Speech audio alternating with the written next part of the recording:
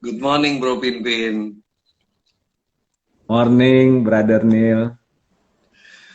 Aduh, jazz music. Kita hidupin jazz music dulu ya buat teman-teman. Ya, semenit lah. Iya. Bro, yang kita obrolin semalam itu luar biasa, bro. Yoi, bro. Gue jadi ngulik kemana-mana tahu. Iya, gue percaya. Gokil. Iya, gue percaya. Gue percaya, bro. Harta karun. Sampai gue ditelepon sama sohib gue dari Makassar tadi pagi. Kan gue masih lagi ngedit-ngedit video dan sebagainya. Iya. Maki-maki sama dia. Tidur nggak lo? Udah pagi-pagi lo ada acara. Woi, ada Bro Tom McFile, coach, welcome. Ini belum gue WA nih, belum gue todong nih buat live nih. Wajib itu. Iya, wajib banget. Welcome. Garda Solution. Welcome. Brother, long time no see. Transquake, welcome.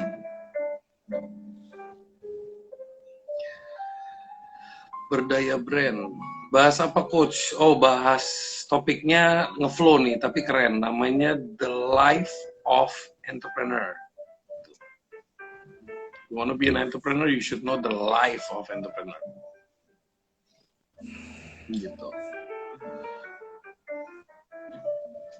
Jadi, bro, semalam lu nggak langsung tidur, lu ngulik-ngulik. Iya. Sebelum tidur ngulik-ngulik gue sampai jam 2 tuh. Oh, sama dong. Kalau gua sampai jam 3 tadi pagi. Bangun tidur kulik lagi sampai sebelum live ini, bro.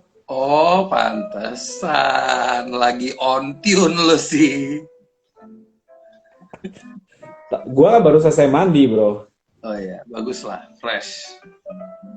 Di kamar mandi nih, timbul insight. Ya udah, lu sabar. Lu kan baru ketemu hal baru, sabar. Gak mungkin lu telat tuh semua dalam 2-3 jam kan. Rea Agak REA yang menang giveaway semalam ada di IG story gue.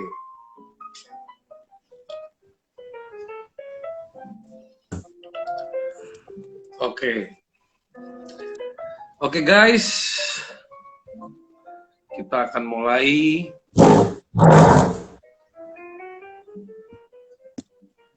Welcome semuanya, welcome Brother Pinpin di acara bincang bareng Bro Niel. Ya. Ini adalah live kedua saya dengan Pinpin dan ini tidak terencana, Ci. Langsung semalam juga kita lagi ngobrol, semalam juga kita putuskan, semalam juga gue harus mikirin gitu kan. Dan bagusnya. Dan gue nggak sempat ngapalin yang sesi pertama loh, Nil. Apa? Gue nggak sempat ngapalin yang sesi pertama. Iya nggak apa-apa, kan kita nge-flow aja, nggak perlu diapalin kalau kayak begitu kan. Beda kalau lo seorang pemateri, ya kan? Ini kan masalahnya lo lagi sharing, bukan pakai pemateri. Enggak. Maksud gue kalau lu nanya hal yang sama, jawabannya bisa beda sih ya. Nah itu keren, itu namanya the life of entrepreneur, bro. The same question doesn't get the same answer, bro. Ya kan? Itu yang membedakan entrepreneur sama apa? By the book gitu ya. Pra-entrepreneur. Pra-entrepreneur, ya. So, bahasanya disopanin abis sama dia. Oke. Tuh. Oke, so teman-teman welcome. Bro Pinpin ini adalah sahabat gue, dia adalah seorang entrepreneur juga, dia juga adalah seorang akademisi, dia sedang menjalani dan akan mengakhiri dalam waktu dekat gelar doktor dalam bidang entrepreneurship. Beliau juga seorang coach, beliau juga memiliki beberapa sertifikasi. Itu semua biasa buat gue. sertifikasi lah, inilah biasa. Tapi yang seru, beliau ini punya pengalaman itu dari muda yang demen ngeband, nongkrong sama teman, sampai ke pengusaha, sampai memiliki komunitas namanya Entrepreneur Club atau Entrepreneur Cinta Indonesia. Dan di situ isinya adalah para pakar, para mahal guru. Ya, beliau adalah founder dari komunitas itu. Dan orangnya supel banget. Dia aktif di beberapa organisasi, memiliki posisi-posisi strategis. Sangat demannya, sangat senang yang namanya berdiskusi sama orang, apalagi berhubungan sama learning. Sesuatu yang berhubungan sama learning. A true learner lah. Gitu.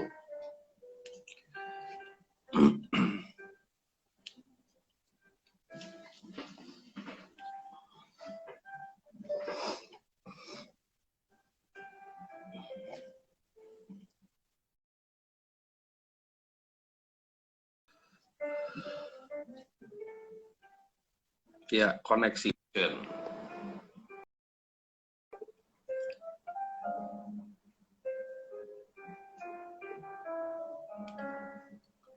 Hari ini kita akan diskusi lebih ke dua aspek. Mindset seorang entrepreneur, frame of mind dari perspektif Pinpin Bakhtiar, dan juga journey atau lifestyle seorang entrepreneur dari perspektif Pinpin Bakhtiar.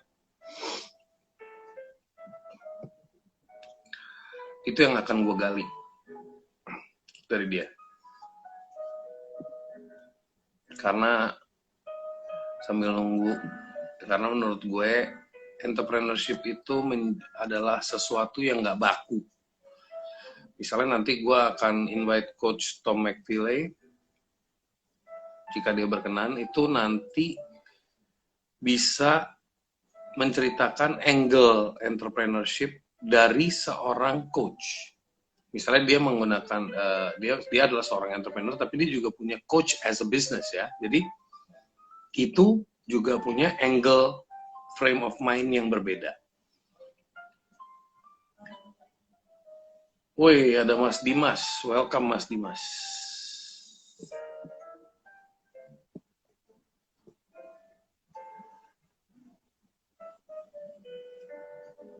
Wira Pandapotan. Welcome. Yohanes C. Welcome. Siap bro, kita atur jadwal next week. Mungkin nanti kita japrian ya Dimas. Ini juga guru dari usaha properti, ternak properti. 2 hari ini gue nggak stabil nih bro, kemarin gue putus sendiri. Iya, makanya sama lu urusannya minggu depan kan. Aduh, gila.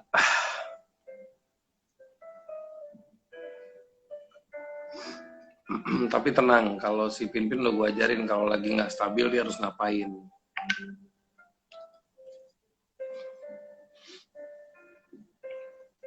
Santai aja, santai. Jadi gimana tadi malam yang sudah nonton, jangan lupa ada giveaway buku dari Pak Andi Noya, ada di feed gue. Yang ingin ikutan, sok silahkan ikutan.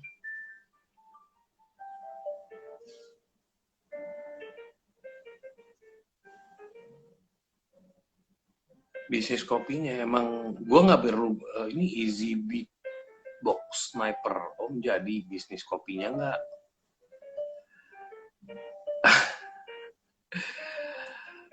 Kebetulan bisnis kopinya sedang diracik dulu. Sementara saya lagi ngebantuin teman-teman pebisnis kopi karena kebetulan saya pendiri dari koperasi kopi. Jadi ya sementara fokusnya ke situ dulu sambil melewati masa-masa pandemi ini.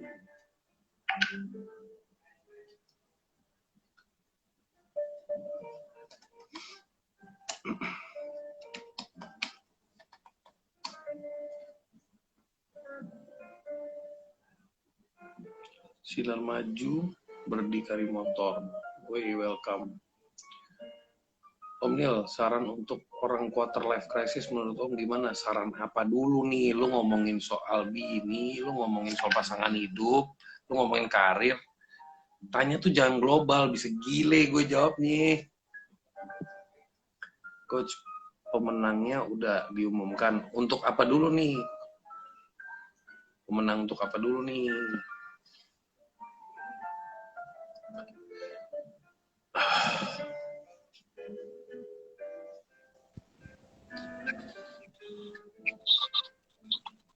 Internet. Balik. Yo, welcome back dalam acara Bincang Bareng Bronil. Mr. Pinpin Baktiar. Jadi tadi gue udah bilang pas situasinya ngeheng, gue sempat bilang, jadi kali ini yang saya akan bahas dengan sosok Pinpin Baktiar ini adalah apa sih atau gimana sih memiliki mindset entrepreneurship dari perspektif sosok Pinpin Baktiar, dan sebenarnya kehidupan atau journey atau life of an entrepreneur itu kayak gimana sih dari perspektif seorang Pinpin Baktiar. Itu bro, gitu. Siap. Itu yang akan dibahas. Bro, udah apa? Udah sarapan ilmu dan ide tadi pagi, bro? Hai.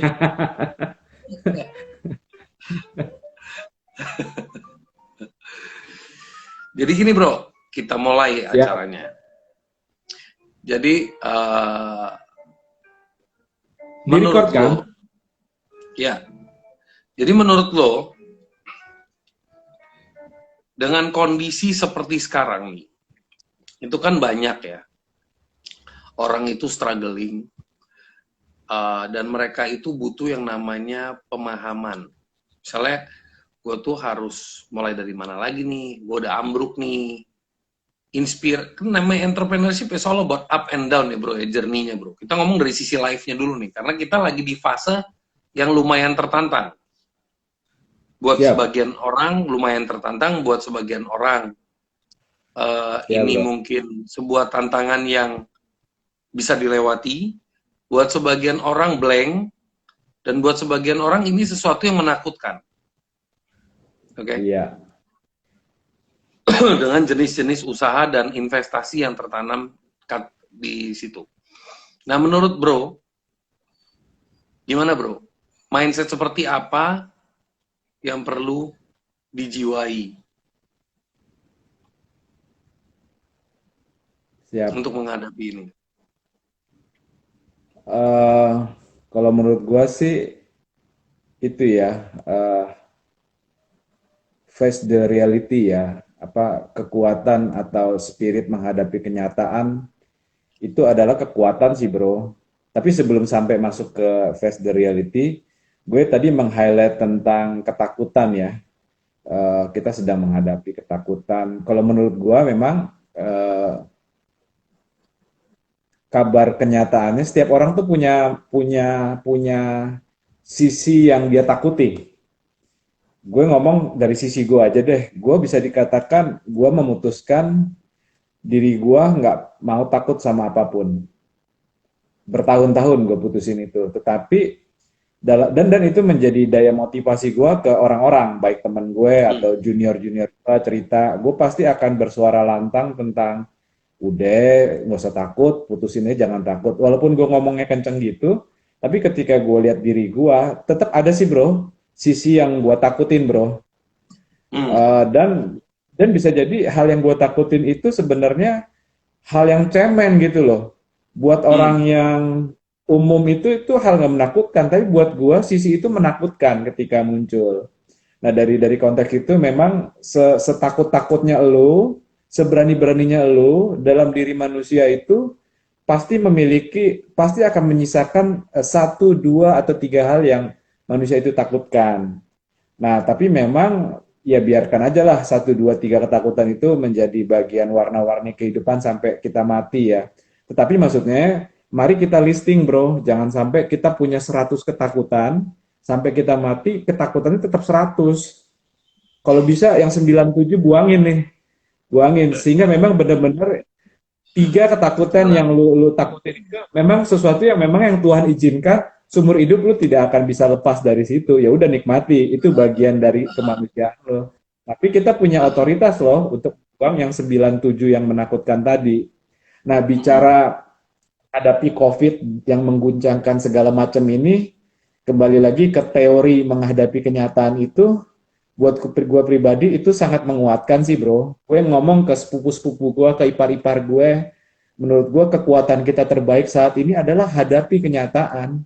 Ya, ketika isi pikiran kita udah menghadapi kenyataan, muncullah ide ideologis. Misalnya gaji kita tadinya 5 juta buat sebulan. Ini karena kondisinya begini, putar otak, 5 juta 3 bulan. Nah, kalau 5 juta lu bisa 3 bulan, lu hebat. Karena tadi menghadapi kenyataan. Anak gua tahun ini nggak bisa masuk kuliah, keuangan gua goncang. Ya udah nikmatin, kan masih ada tahun depan. Kuliah gua tahun ini karena COVID, kayak orang ngambil S3 itu kan pikirannya kan kemana-mana bro. Antara ekonomi, Ya, studi dan segala macam.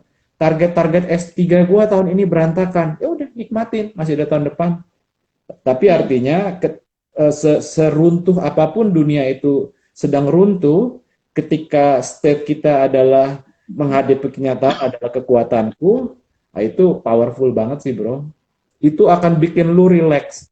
Jadi lu ngelihat bisnis lu juga, lu akan berjuang sangat gila, tapi ketika bisnis lu ambruk, lu juga akan sangat relax. Karena lu tahu, itu ambruk kan saat ini. Nggak tahu kan, 2 minggu kemudian itu akan bangkit dengan sangat dahsyat kan. Ya walaupun memang secara realistis, ukuran bisnis itu menentukan lah. Orang yang bisnisnya gede tentu nggak bisa ngomong seenteng gua begini gitu. keren banget bro. Barusan lu ngomong soal state. Bisa diulang nggak bro bagian state of mind? Ya state of mind itu sih Yang gua tadi, yang nyomot. tadi lu ngomong, jadi pada saat kita lagi ambruk, kita gampang banget pada saat kita state. Itu bisa diulang nggak bro? eh ya maksudnya kalau kita state of mind-nya atau premis kita, hidupku adalah ini, apapun yang terjadi di luar sana, ya itu hanya perjalanan hidupku gitu loh. Ketika bisnis gue tembus 1 triliun, ya gue happy, tapi itu bukan hidup gue adalah gue. Ketika dunia itu runtuh, ya udah itu kan dunia yang runtuh, hidup gue adalah gue. Nah itu yang orang-orang yang kayak gitu biasanya cenderung akan kuat sih bro. Keren bro, keren banget. Jadi barusan yang bro Pinpin share ini guys, itu adalah lifestyle sejati seorang entrepreneurship. Sebenarnya lifestyle sejati seorang entrepreneurship yang sebenar-benarnya. Gue punya sahabat Pin, karena lu ngomong Iya, begini gue kaget. Soalnya gue punya sahabat, dia bisnisnya itu, lu tahu kan kalau event-event besar itu yang namanya stand, sampai bikinin apa dari kaca itu apa namanya? Yang dari kaca plastik itu, akrilik, iya. akriliknya Akhirnya, lah apalah, misalnya merek-merek let's say pameran Indocomtech, pameran properti, pokoknya dia yang pernah pernik pameran tuh dia yang ngurusin semua. Project dia di situ, bro. iya, Sekarang kena iya, COVID, hancur dong, bro. Hancur total. iya. Lo tahu pas gue tanya sama dia, gue tanya sama dia, bro, bisnis lo ambruk gila dong. Dia jawab gini, ya anggap aja tahun ini tahun rugi gue, tahun depan tahun panen gue. Mati nggak lo? Dia jawab kayak gitu. Anggap aja tahun ini tahun rugi gue, tahun depan mungkin gue panen. Jadi kayak sesimpel itu dia menjawab gitu loh. Dan uh, bukan berarti dia nggak ada financial loss, bukan berarti dia nggak ada karyawan yang bekerja. Dia pabrik bro, dia tuh punya workshop gede gitu loh. Ah, Dan tapi dia cara melontarkan itu, state of mind-nya itu membuat things kayak it's okay, I'm gonna face it. Jadi gue tahu it's not easy gitu, tapi cara dia ngomong itu state of mind yang entrepreneur sejati. Dan thank you lo udah share itu dan lo mengingatkan itu. Jadi itu juga mungkin bisa menjadi manfaat buat teman-teman. Siap, siap. Bro, eh, itu tadi adalah state. Gimana kalau state itu ditranslate mungkin menjadi sebuah langkah, bro? Lu pernah sharing sebuah metodologi yang lu sempet belajar bareng sama Pak Hermawan. Dan metodologi itu mungkin bisa lu share, bro. Jadi, Siap. kalau ya, Keren itu bro. Aku ya cukup dekat lah sama Pak Hermawan karena keterlibatan di organisasi yang beliau kembangkan, juga secara personal juga cukup interaksi. Jadi eh apa ya? Ketika Pak Hermawan menyatakan SPA gitu kan, itu menjadi notifikasi yang double tuh, baik secara konsepnya, baik siapa siapa yang mengatakannya. Ya artinya buat gue terjadi verifikasi, wow, di mata Pak Hermawan Kartajaya kondisi yang sedang berlangsung itu as simple as that ternyata. Jadi Pak Hermawan mm, kan kemarin ada sesi sesi bincang Zoom gitu-gitulah, itu dia mm, pertanyaannya kan gimana sih pandangan Bapak atas kondisi yang ada? Ya beliau itu merespon kondisi yang ada itu dengan sesuatu yang simpel banget, yaitu SPA. SPA itu berbicara tentang survival, preparation, dan actualization. Jadi ya udah ya sebenarnya mirip sama yang gue sampaikan tadi. Survival itu oke, corona lagi berlangsung. Ya udah tekan tombolnya, kita bertahan. Udah, ya kalau ada peluang silakan diambil. Tetapi kalau jika peluang itu tidak ada, ya tetap aja tekan tombolnya kita bertahan. Ya benar, baik itu bertahan beneran, baik sekaligus jika ada peluang silakan diambil. Tapi yang kedua juga preparation. Jadi apa nih yang bisa ditemukan, yang bisa dikristalkan, diakselerasi di masa ini. Jadi yang ketiga actualization. Jadi ketika nanti corona berlalu, kita bisa bisa jalan cepat gitu. Nah di tahap survival itu juga beliau juga bilang, jadi S itu bermakna double, Bronil. Satu ya, survival, satu servition. Jadi walaupun Anda mm, bertahan, tapi service juga harus dikembangkan. Ya kalau bahasa betul. gampangnya, sapalah klien-klien Anda, sapalah calon-calon klien Anda. Nah itulah kira-kira konsep SPA yang Pak Hermawan Kartajaya sampaikan. Tetapi selain SPA-nya itu sendiri, ya gue sih sangat blessing banget ya. Ternyata beliau melihat kondisi yang kompleks seperti ini cuman dengan perspektif yang simpel banget, SPA gitu loh. Hmm. Yang blessing banget sih Cara, bro. cara menjelaskannya sesimpel itu ya. Nah itulah maksud gue itu adalah skill menurut gue. Skill yang luar Hmm, biasa itu jam terbang sih. iya, Bro, kadang-kadang kan kita itu harus memiliki itu metodologi, tapi kadang-kadang kita harus bisa memiliki sebuah state of mind di mana kita itu memetakan, gue itu mau kemana sih? Habis situasi seperti ini, gue harus gimana sih? Kadang-kadang orang tuh merenungkan diri gitu loh. Gue kemarin emang gue salah apa? Atau gue kok belum bisa ketemu ide lagi? Gue harus gimana? Sedangkan dia harus survive gitu loh. Kadang-kadang itu kan yang harusnya ide-ide muncul itu kadang-kadang kalau pola pikir yang salah atau pola pemahaman yang salah itu memperlambat kita mendapatkan solusi kadang-kadang. mm-mm. Nah itu kira-kira ada nggak yang bro mungkin bisa share tips untuk pola pemahaman berpikir agar kita dalam kondisi yang tadi tekan tombol survive bukan berarti kita berdiam diri tapi kita menggunakan momen-momen itu untuk berpikir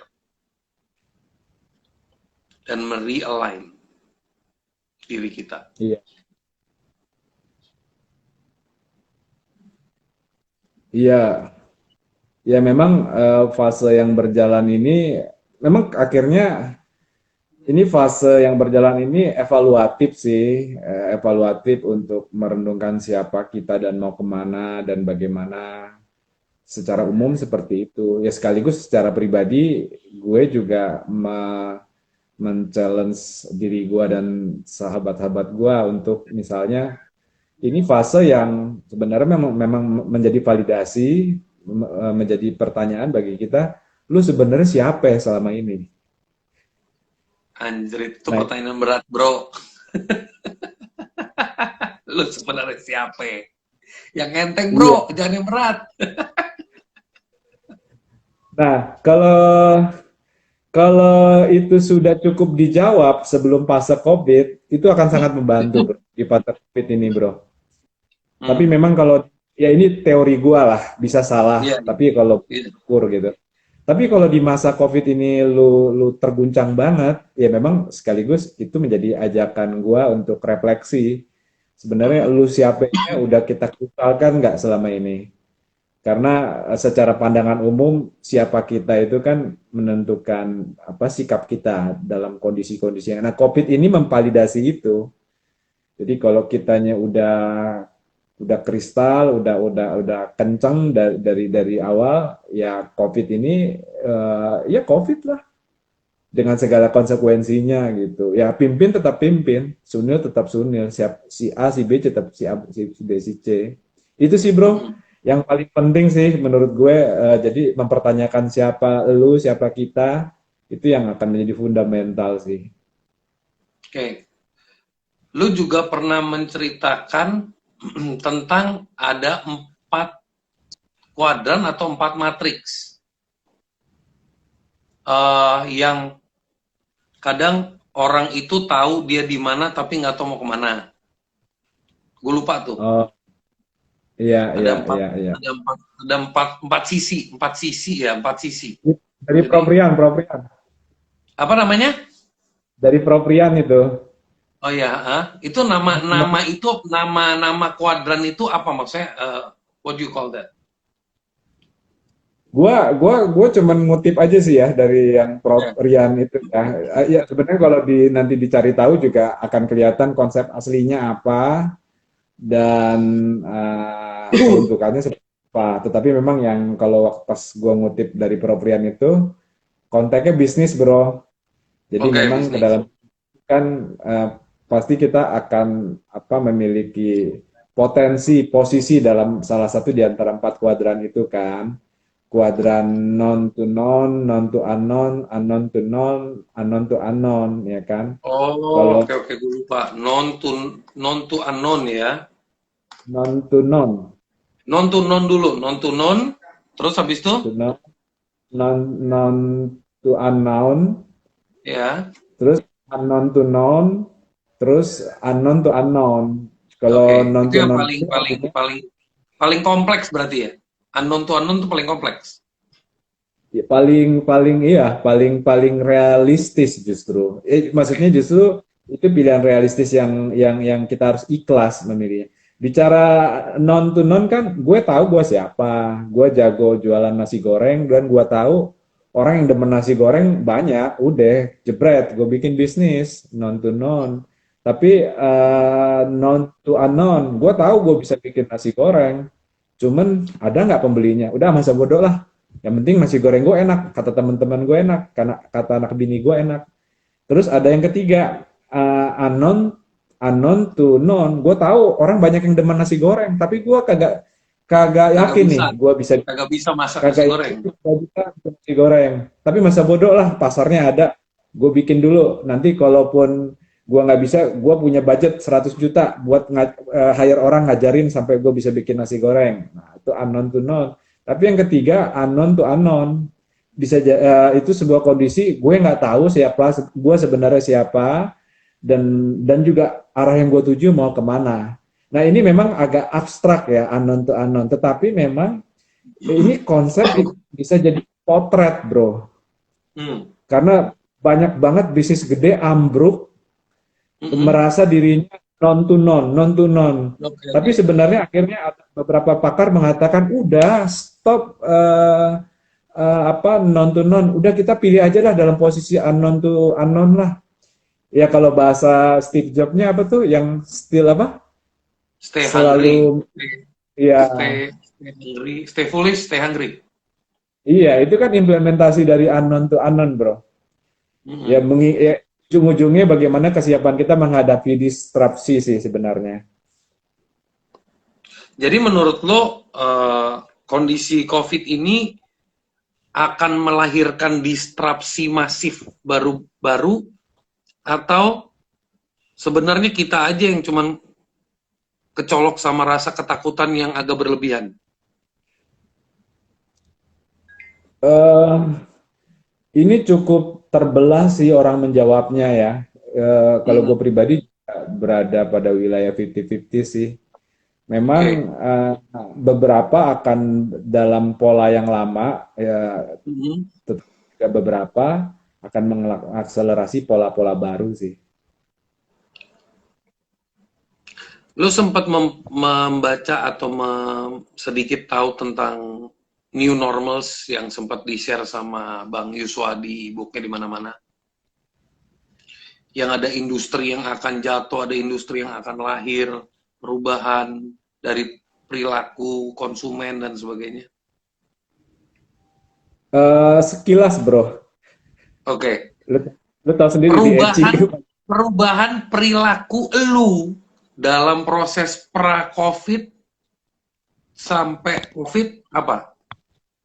Di dalam journey lu sendiri ya, dalam dalam entrepreneurship journey lu, dalam learning, lu juga masih learning, lu mah kayaknya sampai mati lu bakal learning terus, lu gak bakal berhenti, kita tipe learner.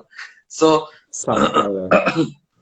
jadi ada some changes atau enggak? Eh, ada ada beberapa sih ya. Pertama memang jadi melek digital ya. Jadi melek digital, jadi terinspirasi untuk go digital. Yang kedua memang apa ya?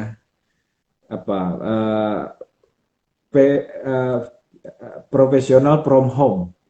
Jadi menjadi satu ide untuk oke, nikmat bekerja dari rumah, tetapi kenikmatan itu akan jadi amatiran kalau kita tidak kristalkan menjadi bekerja dari rumah secara profesional. Jadi timbul apa gugahan gitu. Oke, Pin, lu kerja dari rumah tapi harus profesional. Nah, gara-gara itu akhirnya gue mulai set up tuh satu sudut untuk ruang kerja gue macam. Tadinya kan rumahnya sekedar rumah. Gue kalau pengen kerja cuma nyari salah satu sudut. Nah, tapi enggak, sekarang gue udah mulai satu sudut. Nah, salah satunya yang kita lagi live IG ini jadi Aha. ruang kerja gue sekarang. Oke, luar biasa. Jadi itu salah satu shifting ya. Dan lu Banget, merasa banget. nggak sih semenjak lebih kita di PSBB ini itu kita lebih produktif Banget sih, bro. banget ya? Yang Banget, tadinya banget. kalau meeting tuh harus ketemu ya kan, lu aja kalau mau ketemuan susahnya setengah mati kan, kadang-kadang timingnya lah, belum posisi lu. Sekarang tinggal telepon bro, zoom, selesai. Asli, asli, bro.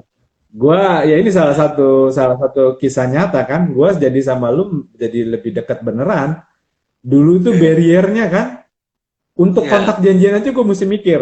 Sunil itu gua colek untuk janjian enaknya jam berapa ya? Gua nggak mau nyolek heeh, eh, dia lagi loaded lagi peaknya.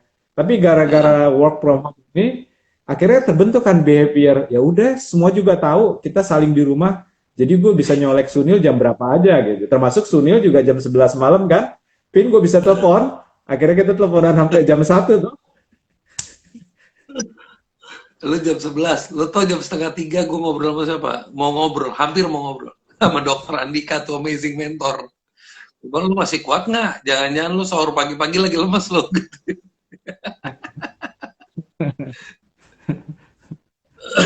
Cuman ya gue harus kembali ke siklus tidur yang benar tadi malam lumayan kebabat.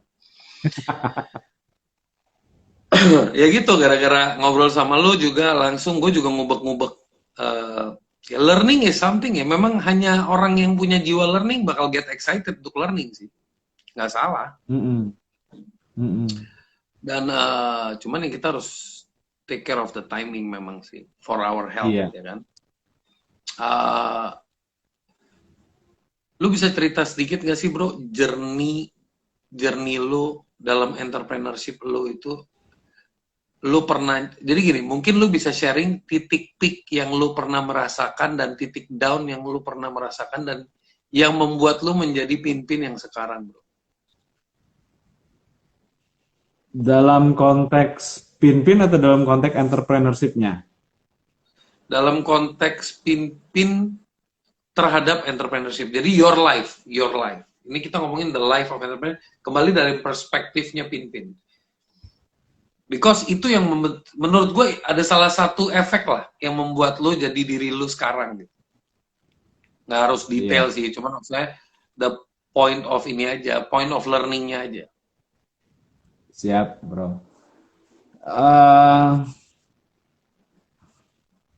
Awalnya gue lihat entrepreneurship itu ya asing sih, apaan sih gitu kan. Ya gue pengen buka usaha gitu-gitu, tapi setelah buka usaha kan akhirnya ketemu rohnya. Oh, kalau orang usaha itu rohnya adalah entrepreneurship.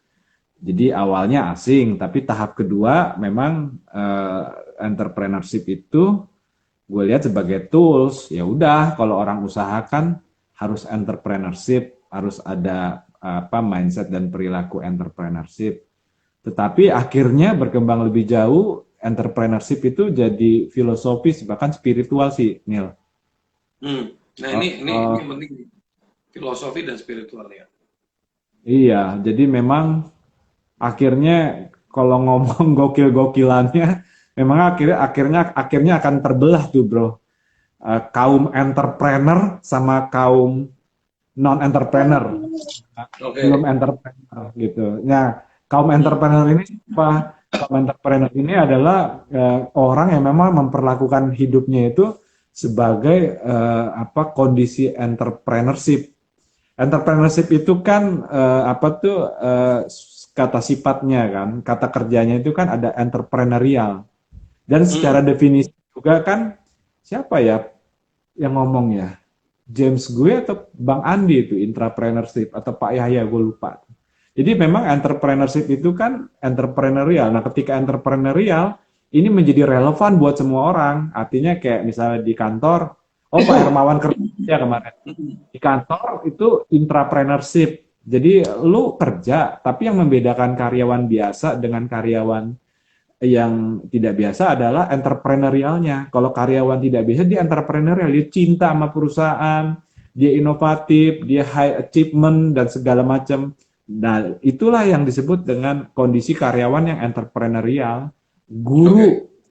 Guru matematika, dia juga bukan sekedar ngajar matematika, tapi dia melihat kelas itu sebagai project people transform. Matematika ini cuma tools doang gitu. Dia ngajarnya sih matematika, tapi outcome-nya dua. Ya anak bisa ujian matematika, tetapi juga anak-anak itu mengalami transformasi. Itu yang membedakan guru biasa dan guru trainer. Nah, jadi memang itu sih entrepreneurship sebagai spirit, gue lihat sih bisa. Termasuk juga udah ada penelitiannya, Nil. Jadi ada penelitian tentang 150 gereja. Jadi gereja yang memilih jadi gereja biasa, ya itu cerita lain, tapi ini gereja-gereja yang dianggap melakukan perilaku entrepreneurial, bukan cari duit ya, tapi dia mengelola organisasi, spiritualitas dan keumatannya secara entrepreneurial. Dan 150 gereja ini memang hasilnya berbeda sih. Oke. Lu kan udah pernah bisnis tuh, bisnis lu udah pernah macem-macem lah ya. Dan apa sih yang membuat lu terpanggil untuk mendalami bahkan menjadi doktor di bidang entrepreneur? Jadi kayak menjadi mengambil ilmu tertinggi lah. Padahal kan kadang-kadang orang tuh mikir gini ya, lu kebanyakan belajar, udah kalau entrepreneur mah just do it. Just do it gitu kan, just do it. Just keep on doing gitu. Kok lu mau sih pursue diri lu melewati, karena itu tantangan bro. Gue harus akui tantangan untuk lu ngambil S1, udah pertama lu tantangan. Ngambil S2, bencok tantangan lagi. Ambil S3, super gila. Jadi lu lagi jalanin bisnis, iya lu lagi jalan apa education lu juga. I mean, Apa energi dari mana dan apa yang membuat lu mau persu ke sana, bro? Iya, memang kadang-kadang gue lucu sih bro. Gue udah capek-capek belajar entrepreneurship sampai S3 tuh bro. Kadang-kadang gue ketemu definisinya. Dan ketemu definisinya juga cuman itu doang gitu. Tapi gue giranya luar biasa. Oh ini tuh essence of entrepreneurship. Tapi di sisi lain gue juga ketawa. Gila ya, gue cuman untuk ketemu definisi ini aja gue mesti ngambil S3. Padahal googling aja bisa kan. Tapi memang kalau bicara filsafat bro, the power of definition itu gila bro. Hmm. Uh, Kemampuan seseorang memaknai akan sesuatu itu yang akan membedakan orang demi orang. Jadi Oke. si A memaknai makan itu apa, si B makan apa, si C makan, itu kualitas hidupnya akan berbeda. Jadi Oh. ya walaupun lucu hanya ketemu definisi, bukan hanya sih salah satu yang gue temuin definisi, tapi ternyata tapi memang kan untuk gue sampai ketemu definisi itu jurnal yang gue baca 200 biji bro. Nah, tuh dengerin tuh guys. Aduh, gue bisa pingsan. Oke, terus 200 biji spiritnya, cuma bro. untuk Spiritnya. Apa yang membuat lu, kan orang tuh penasaran toh, bener nggak? Orang ya tuh punya jiwa penasaran, makanya akan melakukan. Lu tuh penasarannya di mana? Udah tahu entrepreneurship, kadang ada up, kadang ada down, pala peang, ngurusin anak buah, ngurusin gaji, ya ngurusin whatever money, cash flow, bla bla bla. Tapi lu masih mau pursue sampai ke dalam. ada dua bro. Jadi memang pertama bicara purpose ya. Jadi gue bertanya sama diri gue dan sama Tuhan. Yang kedua memang masalah pemberdayaan UMKM lah. Tapi yang pertama masalah purpose, gue bertanya sama Tuhan, gue ini siapa sih? Gue bagusnya di mana gitu? Gue akan bermanfaat tuh gimana? Nah, jadi menurut gue jalan Tuhan lah bro. Akhirnya timbul kata entrepreneurship itu switching bro. Tadinya kan gue pengen jadi pakar properti bro. S2 ku yang kedua kan real estate bro. Dan gue juga developer properti bro. Artinya ya gue bisnis, gue kuliah, tapi ya selain bisnis kuliah gue ada purpose. Aku pengen mengkristalkan diriku jadi apa.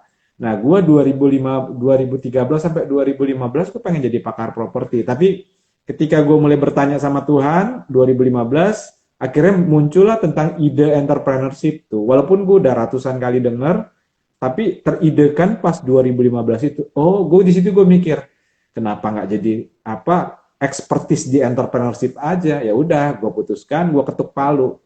Nah, dengan yang gue sampaikan tadi bahwa memang ini adalah sebuah spiritualitas entrepreneurship, artinya itu yang ku perjuangkan. Ya, aku mengerti menjadi kompeten dan menjadi bermanfaat. Yang kedua, memang kenapa gue gila-gilaan mengejar ini? Memang masalah ini sih pemberdayaan UMKM sih bro.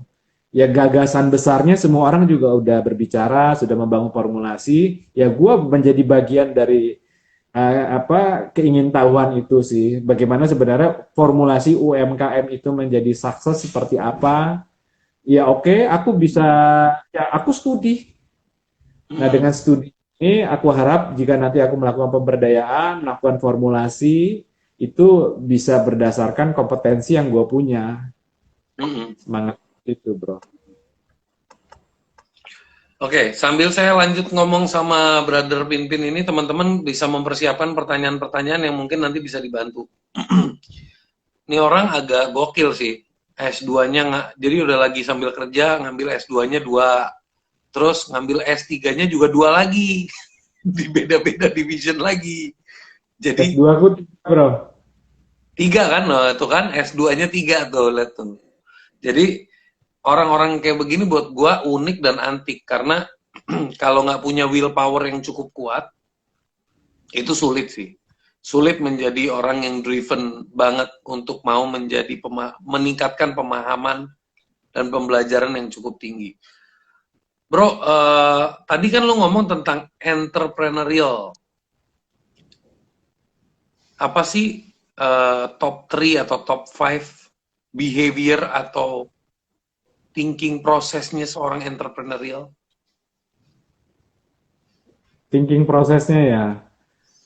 Eh, mungkin gue agak sedikit mundur ke definisi kali ya, bro. Mungkin Iya, benar-benar dari definisi situ boleh. Iya. terjawab. Jadi memang kalau dari definisi, definisi entrepreneurship itu banyak sekali dan banyak para pakar berkata memang belum definitif nih, masih ya mungkin itu ekspresi ketidakikhlasan mereka kalau entrepreneurship definisinya cuma ini begitu. Nah, yang cukup ngetop definisinya kan Peter Drucker, entrepreneurship tentang inovasi. Walaupun inovasi yang seperti apa, kan bukan sekedar inovasi yang nyeni kan, yang harus komersialitas dan apa efisiensi dan efektivitas. Nah, sementara banyak pakar juga mendefinisikannya entrepreneurship itu adalah tentang semangat keberpeluangan, bro.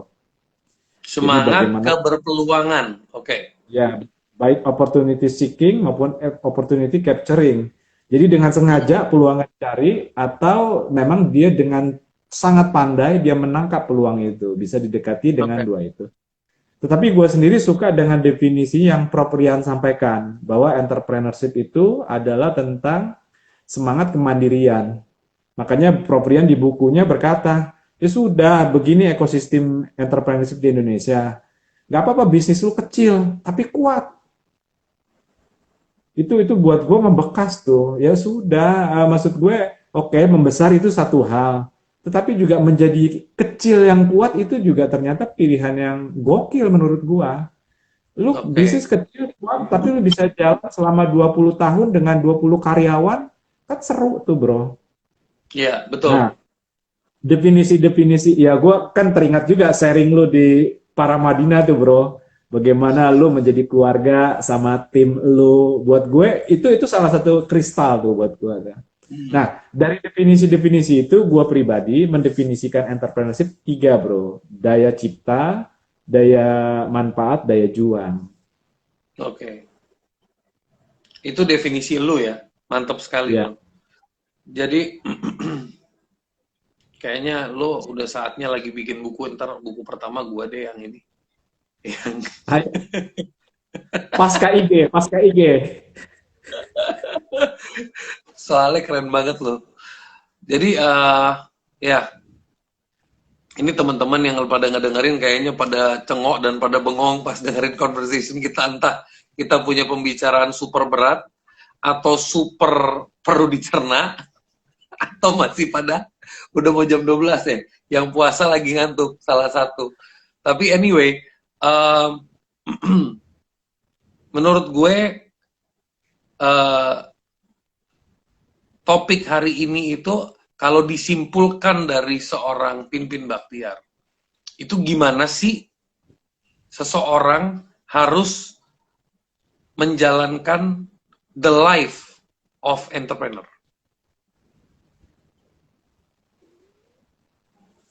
Kalau disimpulkan Oh, oke. pesan-pesannya Bro Pinpin sebagai a message, mungkin dalam Siap. beberapa poin boleh.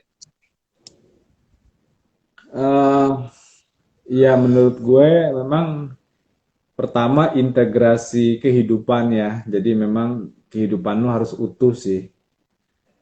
Karena memang sebagai entrepreneur kehidupan profesional, pribadi dan sosial itu suka tidak suka sering menyatu sih. Ya tinggal kita pinter-pinter time management dan berhikmat lah. Walaupun terintegrasi tapi nggak kacau balau sih. Itu yang pertama. Yang kedua memang mengembangkan pengetahuan sih. Pengetahuan kita untuk mengelola bisnis 1 miliar itu kan nggak kurang relevan ketika bisnis kita mencapai 10 miliar. Kita butuh pengetahuan yang baru. Yang ketiga networking ya, networking. Kembangkan networking. Yang keempat, managerialship bro, ketertata kelolaan. Kadang-kadang entrepreneur tuh demen nyari peluang, cuman malas ngelola. Iya, ada tipe-tipe orang yang kayak begitu. Ada yang bisa kelola, nggak bisa cari peluang. Ada yang demen cari peluang. Kayak menurut gue, yang namanya entrepreneur tuh memang lebih cocok di cari peluang deh, bukan mengelola deh. Kayaknya. Makanya mesti punya mitra lah. Iya. Dengan sengaja gue kagak ngerti ngelola, udah bagian ngelola lu, bagian gokil-gokil ngejar peluang gua. Nah, kita Iya. akan kerennya begitu gitu. Yang terakhir ya kerja keras lah. Ya. Lu pernah ngomong satu hal yang bikin gua itu tergelitik, bro. Dan itu adalah komunikasi lo sama gua sih. Tapi itu membekas banget. Ini yang baru-baru ini ya, bro ya. Dan gue Iya, pengen lo ulas itu di sini buat teman-teman. Jadi manusia itu dianggap keren itu bukan karena cuman dari sisi ilmu atau pengetahuan atau pengalaman. Ini gue coba lagi inget yang membekas di gue dan yang gue iya. pahamin. Tapi dia juga punya capability, dia bisa all out thinking, all out sharing, all out solution finding gitu ya. Tapi dia juga bisa all out hard working gitu. Yang lo pernah ngomong. Jadi kadang kan orang cuma di sisi ini doang nih. Yang bagian hard workingnya nggak siap nih. Dan itu membuat orang itu jadi ambruk gitu. Itu yang gue menggarisbawahi dan itu yang gue feel. Dan apa sih kira-kira yang membuat orang itu kadang-kadang dia bisa main di arena tertentu tapi kenapa bagian hard worknya dia nggak bisa kasih lihat gitu. Nah itu mungkin kalau lo nangkep maksud gue mungkin lo bisa refresh my memory. Gue agak lupa juga ya konteksnya apa ya. Tapi memang masalah kerja keras itu sih mendasar sih. Lu boleh bego banget, tapi kalau lu kerja keras, Tuhan akan perhitungkan sebagai Hmm. blessing, sebagai petunjuk Tuhan begini begono, sebagai daya angkat Tuhan buat orang itu. Mungkin juga bisa dikawinkan ini kali bro, the power of gerak itu bro. Hmm. Jadi kalau orang bergerak pasti akan tiba kepada sesuatu. Walaupun salah nggak apa-apa lah. Ketimbang dia stay di situ-situ aja. Nah mungkin Hmm. kaitan hard walking sama the power of gerak itu. Jadi kalau lu dengan hard walking itu kan the power of geraknya terjadi kan. Lu selalu bergerak, lu selalu bergerak. Ya memang benar sih ada nasihat baik. Jangan kerja keras doang dong, kerja cerdas itu bagus untuk leveraging, untuk accelerating. Tapi tetap fundamentalnya hard working sih bro. Iya, Karena nggak semua orang beruntung loh bisa kerja cerdas. iya betul. Kan butuh ekosistem, butuh training, butuh nasihat untuk orang bisa kerja cerdas. Tapi kan yang paling Iya. basic yang dipertanyakan hati nurani setiap kita, apakah kamu pekerja keras? Itu kan yang harus kita jawab sebenarnya. Ya kerja keras kita nggak mesti otot dengan Iya. pikiran kita selalu mengkristalkan ide-ide dan arah kita itu juga bagian kerja keras kita. The power of kerja Amazing. keras gue memang seperti itu, brother. Jadi no matter what you do, menurut gua ya lo ngambil S2 sampai 3 ijaz sampai 3 jurusan, lo ngambil S3 sampai 2 jurusan itu part of kerja keras sih, Bro. Bukan kerja cerdas. Setelah lo mendapatkan itu lo menjadi cerdas, iya. Tapi menuju itu menurut gua kerja keras. Jadi definisi kerja keras itu mungkin sebelum lo menggapai sesuatu dengan kecerdasan, lo harus bekerja keras untuk menjadi cerdas. Iya. Jadi supaya orang nggak, jadi ya itu yang membedakan orang di level tertentu dan orang di level tertentu menurut gue gitu sih. Ya, Iya. Apa growth mindset lah, growth mindset ya, yang diimplementasikan dengan langkah fisik, langkah pikiran, langkah batin. Jadi ya, ada langkah semua walaupun langkahnya belum tentu fisik ya. ya, luar biasa. Jadi lo ntar sore gimana nih bro? Rencananya mau ngejengkol atau gimana nih lo? By the Gimana way nih gimana? orang, lo ntar sore mau ngejengkol atau gimana? By the way nih orang gila, demen banget sama jengkol dia. Jadi buat teman-teman Iya. yang ngefans jengkol dia demen banget. Ini hobi jengkol. Kalau Itu gua jadi enggak, konten. gua anti jengkol. Begitu gua ngomong jengkol, semua langsung jempol, jempol, jempol. Tadi kemana aja, diem aja lu cengok. Ini Aduh. teman-teman emang rada rada ini nih apa membawa sesi yang agak aneh-aneh nih siang ini nih. Jadi Iya, kita iya.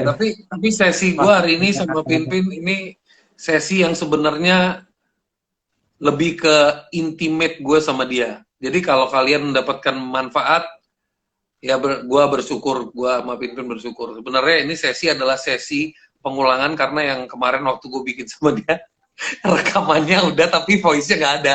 Gue bilang nggak harus bro, gue harus bikin lagi, gue harus masukin ke YouTube. Gue nggak mau tahu gimana caranya. Gitu. Ini sesi dubbing ya. Kalau di film ini sesi dubbing nih. Ya, retake. Kalau di film wah retake. Oke. Halo Bro Her dan teman-teman. Welcome Harry. Ya, ya teman-teman, kita masih ada 2 menit. Ya, 2 menit. 3 menit. Iya, 2 menit. 2 menit. Jadi kalau teman-teman mau ada pertanyaan, jangan ditanya, soalnya waktunya mepet. Bikin kebalik. Dan kita akan langsung saja menuju ke closing statement. Soalnya sudah mau 1 jam. Dan amazing, Bro Pinpin. Thank you so much. Justru ini lebih deep dari yang sebelumnya, Bro. Ini lebih deep. Discussion hari ini lebih deep. Dan lebih padat, Bro. Kalau yang kemarin mungkin lagi getting the grip. Tapi kalau ini udah kemarin latihan. Iya. Gitu.